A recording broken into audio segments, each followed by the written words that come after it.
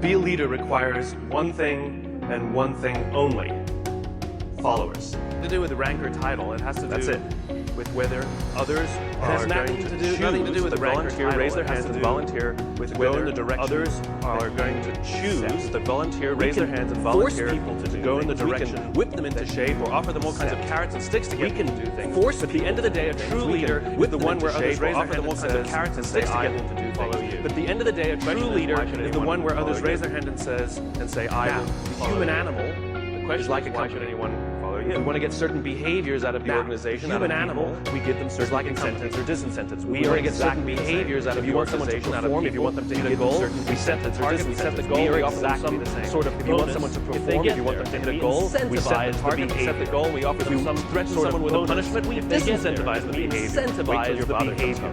If we threaten someone with a punishment, we disincentivize the behavior. Bonuses, all kinds of things. We're used to this. This is normal. Gold stars, human body works bonuses, all kinds of things. We're used to this. This is normal. Love, human body works exactly the same way. If you ever had a feeling, status, pride, love, those are all chemically produced feelings. They're chemically produced incentives trying to get us. Those are all bodies trying to get us to do certain things. They're chemically produced incentives trying to get us. Human bodies trying to get us to do certain things. We can get us to see the things we have words. Tangible matter, right? And this is why we can only provide. We can only see the things we have words for. Why are we doing this? And this is why the leader must provide a clear vision of growing the company that you're growing. Why are we doing this? Why are we in business in the first place? What's the point of the point? In other words, you have a company. What's your why do you have that company? What is the value your company is offering to others? In other words, you have a company. What do you want your company? Why do you have that company? What is the value your company is offering to others? Why your company exists? What do you beyond the things you make, beyond the things you do, beyond the money you make? You had the purpose when you founded beyond the things you make, beyond the things you do, beyond the money you make. Overwhelming chance of failure. And people wouldn't have given you blood, sweat, and tears if they didn't believe in you. Overwhelming alpha. You had the vision. And people wouldn't have given you blood, sweat, and tears if they didn't believe in you because you were the alpha. You had the vision. You had the strength, but they wanted your protection.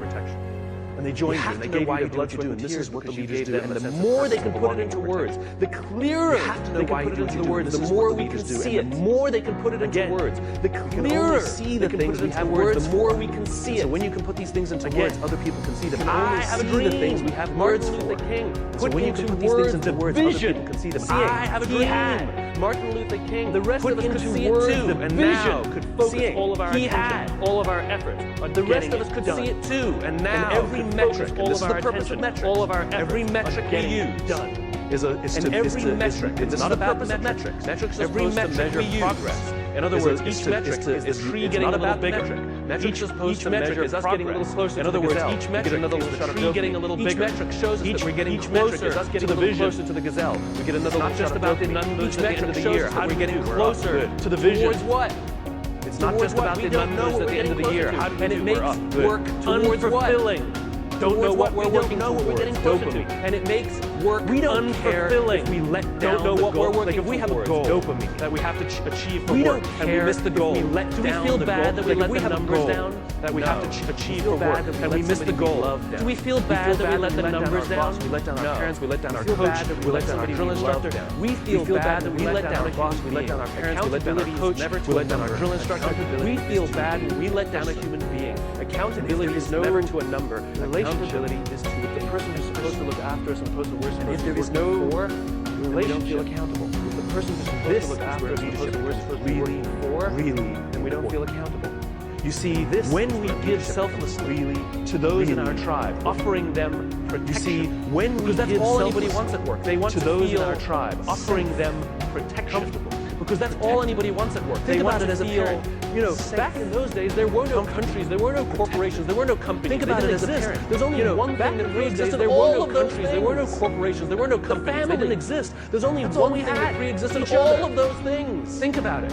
The family. What do we say to our children? That's all we had. You don't get to choose your children. Think about it. Some of them are funny looking. What do we say to our children? Some of them are not that smart.